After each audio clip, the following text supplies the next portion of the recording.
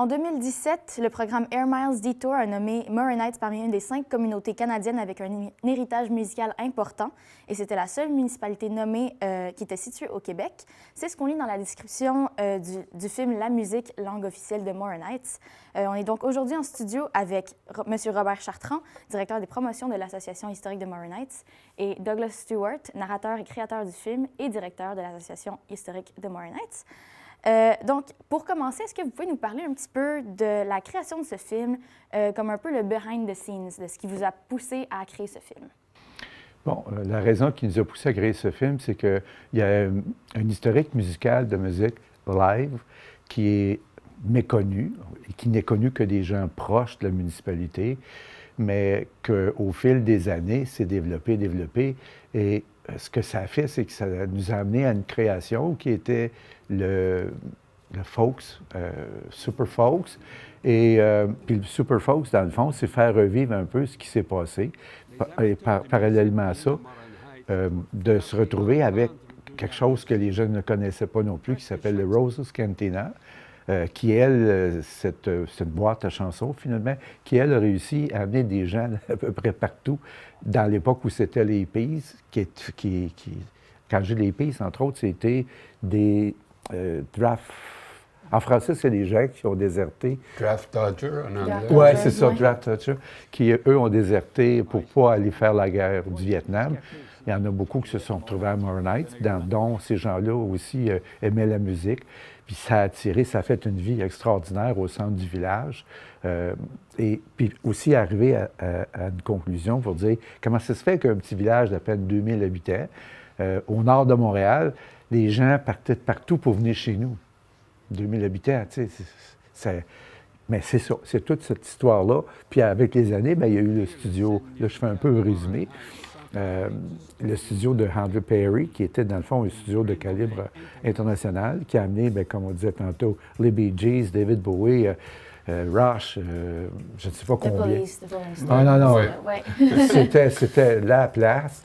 Puis, entre-temps, bien, souvent, ces musiciens-là, ils passaient quelques semaines au studio, bien, ils enregistraient, bien, ils disaient « On va aller essayer nos tunes ». Là, ils allaient à ce moment-là au Commons, le fameux hôtel Commons. Un bar. Un bar, c'était un bar, dans le fond. Ils s'en allaient là, puis là, ils faisaient des jams avec les musiciens de la place.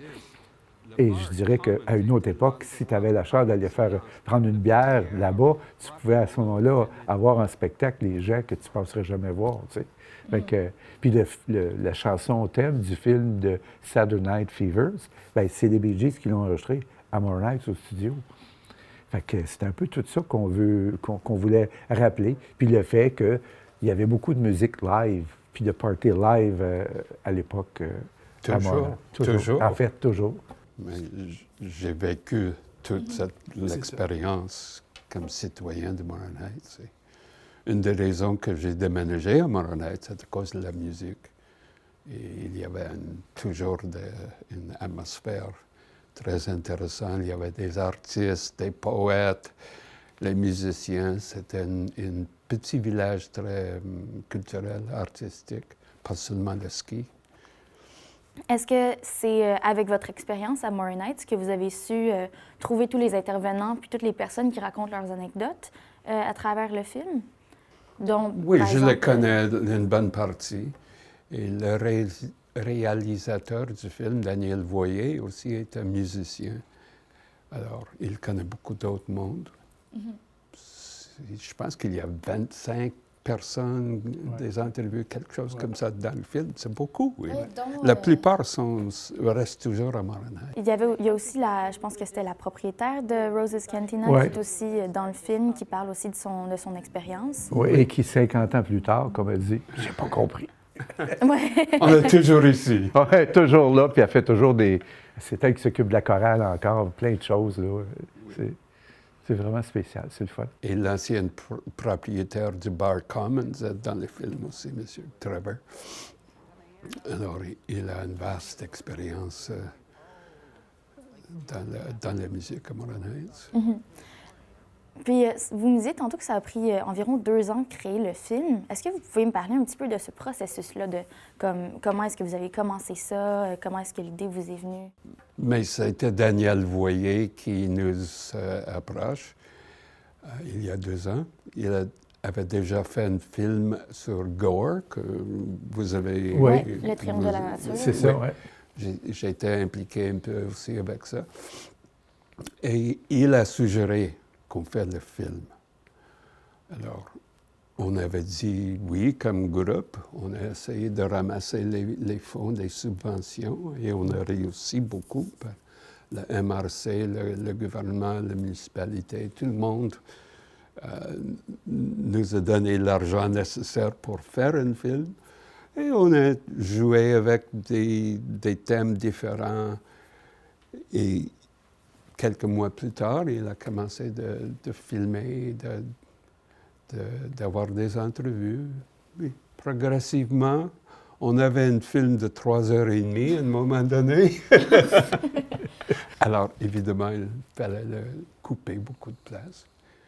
Puis comment est-ce que vous avez décidé quelles anecdotes garder? Parce que avec autant d'entrevues, avec autant d'histoires, autant de personnes qui ont côtoyé... Ça, c'est l'art de créer des films, c'est de choisir des bonnes choses. Et Danielle Voyer est bonne.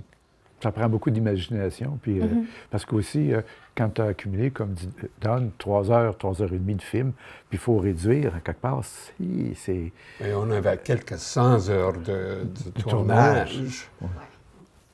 Et on l'a réduit finalement jusqu'à 74 minutes. Ouais. Puis, en fait, l'héritage musical puis la scène musicale de Gore reste jusqu'à maintenant. Est-ce que vous pouvez me parler un petit peu de, après toute l'évolution des années 70, du studio, de toute la musique live, qu'est-ce qui en reste aujourd'hui, puis qu'est-ce qui fait en sorte que la tradition continue à Moore Nights? Okay. Mais le Super Folk, c'est peut-être le plus important. C'est un festival chaque été, le mois d'août, où il y a des musiciens assez importants, pas Rush ou la Police, mais Martha Wainwright, par exemple. Le bar local a toujours la musique live régulièrement, mais c'est toujours un village plein de musiciens qui habitent là, qui peut-être il fait l'enregistrement à Montréal ou d'autres places. Ryan Kennedy, c'est un autre, un jeune Ian Kelly. 35-40 ans. Pour nous, c'est très jeune. Il habite tout à Moore Heights. Alors, la vie communautaire, c'est une vie pleine de la musique. Et il y a d'ailleurs encore actuellement 6 studios d'enregistrement privés à Moore Heights, basés aussi sur la nature, dans le sens que quand on écoute les entrevues, les toits sont en bois, ça pourrait être du bois de guitare, il y a des fenêtres, c'est vu sur des arbres, c'est vu sur des lacs, donc c'est dans un environnement qui est propice à la créativité, comme la flûtiste, par exemple, qu'on vous voyez sur le bord d'un lac, puis tu entends ça, là, c'est de toute beauté. Puis l'harpiste, là, on est loin de la musique rock, folk, mais il y en demeure pas moins que tu vois qu'il y a une amalgame de tout ça, puis il y a plein d'artistes qui se rejoignent à cet endroit-là, dans différentes sphères d'activité, de choix, là, tu sais, c'est ça la beauté. Moi, je trouve que c'est quelque chose que l'on ressent à Moore Nights, ça a un cachet. C'est pas juste une rue avec des magasins, des boutiques, là. Hein? C'est ça, je ne veux pas faire de comparaison, là, mais... Non, mais c'est vrai, c'est ça. Elle en parle justement, la flûtiste, dans le documentaire, que même juste en étant dans la nature, ça donne un espace auditif parce que c'est tellement intégré dans la nature. C'est tellement comme silencieux. Robert Charlebois dit la même chose dans le film, qu'il était inspiré pour écrire des chansons inspirées par la nature autour de lui. Et Robert Charlebois à Québec, c'est peut-être numéro 1. Oui, hein? Il reste à Moore Nights. Lois Ferry, la même chose. Et puis, évidemment, notre humoriste national, Yvon Deschamps. Oui. Il raconte une anecdote, d'ailleurs, Yvon Deschamps, sur son terrain, où est-ce qu'il dit « Judy a nourri les oiseaux ». Ben, à un moment donné, il y a des oiseaux, à un moment donné, il y a des lièvres, wow, un chevreuil. Là, il arrive un renard, puis là, pouf, ça court après, tu sais. Puis, ce qu'il dit, je le vis chez nous, c'est pareil. Sauf qu'on rajoute les dindes sauvages. Puis aussi, comme on s'en parlait tantôt dans le documentaire, mais vous avez vraiment fait l'emphase sur les artistes locaux plutôt que des plus grands artistes comme Louis Ferry, Robert Charlebois, etc. Est-ce que, je connais la réponse, mais est-ce qu'il y a une raison pour laquelle vous vouliez mettre vraiment plus un accent sur les artistes locaux plutôt que les plus grands noms? Bien, les artistes, les plus grands noms, sont déjà connus. Ils n'ont rien à prouver. Robert Charlebois, Louis Ferry, Yvon Deschamps, dans ces moments-là, eux n'ont rien à prouver. Ils ont créé, ils continuent encore à créer. Tandis que les artistes locaux, bien, c'est un héritage. Et c'est eux qui, dans le fond, on ne peut pas vivre juste avec le passé. Le passé nous aide à comprendre le présent puis faire un futur avec tout ça. Puis moi, j'aime l'intervention de Ryan Kennedy quand il dit tu as un spectacle, tu ne sais pas qui va être là, tu n'es pas inquiète de laisser tes enfants, ton portefeuille a tombé sur l'herbe, c'est pas grave, on va le retrouver. Tu sais, ça fait cool, puis tu parles à tes voisins, tout le monde se parle. Moi, je pense que peut-être que Ryan Kennedy aurait pu vivre dans le temps du Roses Cantina avec des Peace, puis il aurait été bien heureux. Mais là, il fait une présentation, puis je trouve ça super que lui pense comme ça. Puis c'est du développement, on fait de la musique, puis c'est bien le fun comme ça. Pour moi, une chose importante avec le film, je ne veux pas entrer dans la politique, mais comme vous savez probablement, Morin Heights, c'est un village bilingue. C'était un village anglophone dans le passé. Mais dans le film, si quelqu'un parle en anglais, il y a un sous-titre en français. Mais 2 minutes plus tard, la même personne parle en français et il y a des sous-titres en anglais. Alors, c'est un film complètement bilingue. Pas seulement à cause des sous-titres, mais les mêmes personnes speak in both languages, comme je le fais maintenant. Oui. C'est une chose importante pour moi dans le film. Oui, je pense que ça en dénote aussi beaucoup de juste la musique en général, qu'il n'y a pas de langue. Musique, la langue officielle de Morin. C'est ça. C'est exactement ça, oui. Ouais. Ouais. Puis, pour terminer, où est-ce qu'on va être capable de trouver le documentaire? Quand est-ce qu'il sort? Bon, OK. Il va être accessible via des clés USB par entremise de l'Association historique de Morin Heights, aussi en allant peut-être au Chalet Bellevue à Morin Heights.